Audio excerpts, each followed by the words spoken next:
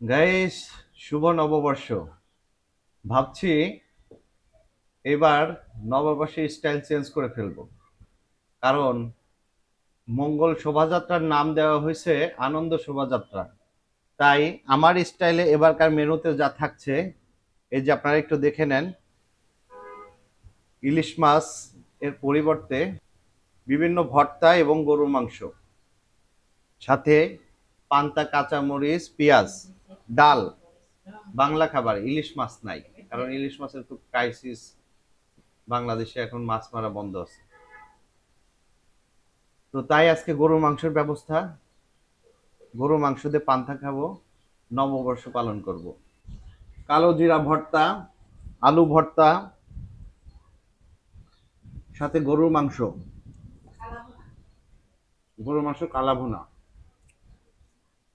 আর এটা খাওয়া শেষ করে শুরু করব হচ্ছে পান্তা, কাঁচামরিচ, পেঁয়াজ আর গরুর মাংস কালো কালো ভুনা। এই আলু ভর্তাটা যে টেস্ট, সাথে শুকনা মরিচ, এটাকে বলে জাম আলু, সাথে এই যে শুকনা মরিচ, এটাকে বলে জাইদের স্বাদ। মাঝে মাঝে আবার কালো জিরা ভর্তা খাচ্ছি। অ্যাকচুয়ালি গরুর মাংস কিন্তু খাবো পান্তা দিয়ে। গরু মাংসের কালো ভুনা, পান্তা, কাঁচামরিচ, পেঁয়াজ।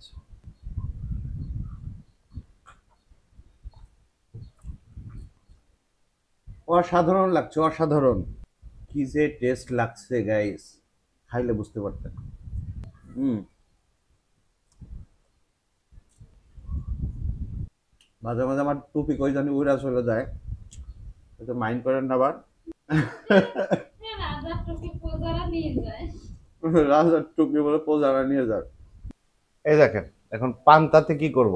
পান্তাতে দিলাম আলু ভর্তা, দিলাম এই যে এটার নাম কি, কালিজিরা ভর্তা, সাথে দিলাম হচ্ছে গরুর মাংস,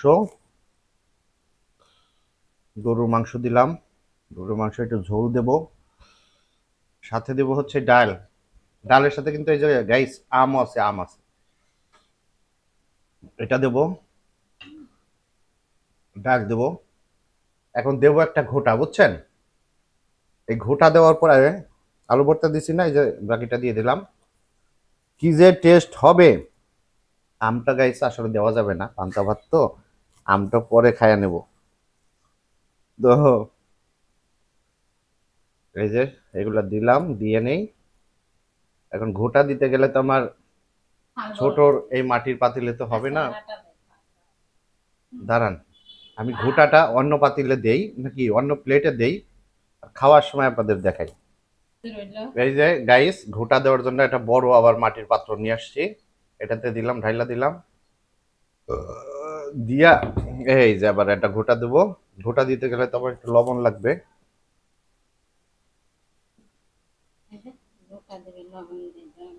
এই যে ঘোটা দেওয়ার জন্য লবণ আনছি, লবণ দিলাম 2 চামচ।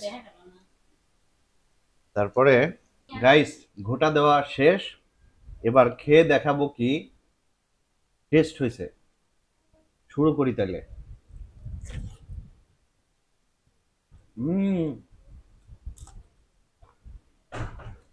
গরুর মাংস, পান্তা ভাত, যারা খালি ইলিশ ইলিশ করেন, এটা একবার খাইয়ে দেখেন যে কেমন ব্যতিক্রম টেস্ট। আর সাথে আমি যে ঘোটা দেওয়ার যে যন্ত্রগুলো দিছি, সেগুলোও দিতে হবে। এই যে কাঁচা মরিচ আর পেঁয়াজ একটা করে কামড় দিব,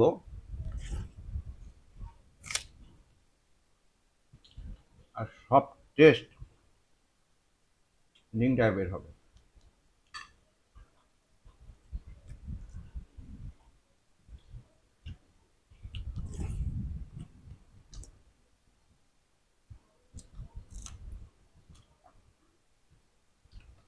যাই হোক সবার জন্য,